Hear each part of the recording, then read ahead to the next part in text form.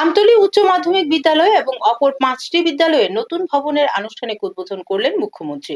রাজ্য সরকার রাজ্যের শিক্ষার পরিকাঠামো উন্নয়নে প্রয়োজনীয় সব ধরনের উদ্যোগ গ্রহণ করেছে। শিক্ষা পরিকাঠামো উন্নয়ন কর্মসূচির অঙ্গ হিসেবে আমতলী উচ্চ মাধ্যমিক বিদ্যালয় সহ অপর 5টি বিদ্যালয়ের নতুন ভবন তৈরির কাজ সম্পন্ন হয়েছে। মঙ্গলবার 6টি বিদ্যালয়ের নতুন ভবনের আনুষ্ঠানিক দ্বারোদ্ঘাটন করেন মুখ্যমন্ত্রী তথা শিক্ষা দপ্তরের দায়িত্বপ্রাপ্ত মন্ত্রী ডক্টর মানিক সাহা।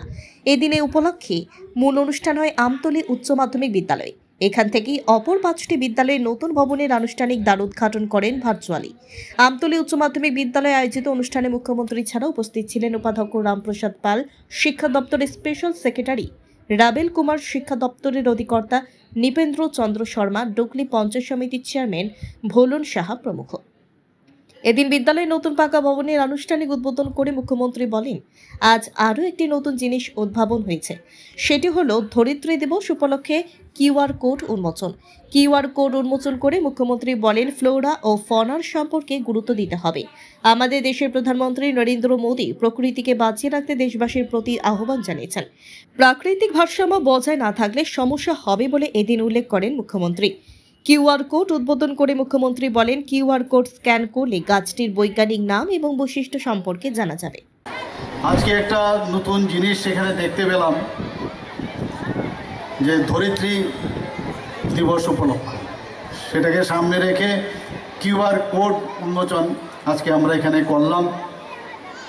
আমরা সবাই জানি যে গোটা ব্রহ্মাণ্ডে এখন পর্যন্ত যতগুলো গ্রহ আছে তার মধ্যে আমাদের জানা মতে এখন পর্যন্ত যে একমাত্র পৃথিবী বাসযোগ্য গ্রহ হিসাবে আমরা জানি, এবং তাকে বসবাসযোগ্য রাখার জন্য আমাদের যে ফ্লোরা ও ফৌনা তার উপর আমাদের নজর দিতে হবে, গাছের ইতিহাস সম্পর্কে জানতে হবে। এবং এই যে অভিযান মাননীয় প্রধানমন্ত্রীজি যেভাবে প্রকৃতিকে বাঁচিয়ে রাখার জন্য সব সময় উনি আহ্বান রাখেন, এবং আমরাও সেটা এখন বুঝতে পারছি। এখানে যেভাবে গরমে আমরা সবাই হাঁসফাঁস করছি, যদি ইকোলজিক্যাল ব্যালেন্স ঠিক না থাকে তাহলে আমাদের নানা রকম সমস্যার সম্মুখীন হতে হবে। তাই ভারত সরকারের এডুকেশন ডিপার্টমেন্ট থেকে 22 থেকে 30 এপ্রিল পর্যন্ত এই কিউআর কোড ফর ফ্লোরা সেটা আজকে উদ্বোধন আমরা করলাম। এবং এখানে ডিজিটাল ক্যাটালগ তৈরি হবে, শুধু এখানে না, অন্যান্য সমস্ত স্কুলে এই ধরনের ডিজিটাল যখন ক্যাটালগ তৈরি হবে এবং কোডের মাধ্যমে স্ক্যানার দিয়ে স্ক্যান করলেই সেই গাছটির বৈজ্ঞানিক নাম, বৈশিষ্ট্য এবং তার পরিবেশগত উপকারিতা সম্পর্কে আমরা জানতে পারব। প্রযুক্তিকে ব্যবহার করে বারবার মাননীয় প্রধানমন্ত্রীজি বারবার বলছেন যে প্রযুক্তিকে আমাদের ব্যবহার করতে হবে।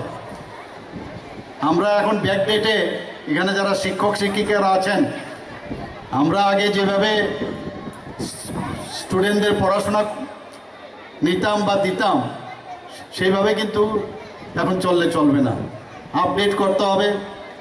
এবং সেই কারণেই এই ধরিত্রী দিবস উপলক্ষে আজকে কিউআর কোডের উন্মোচন।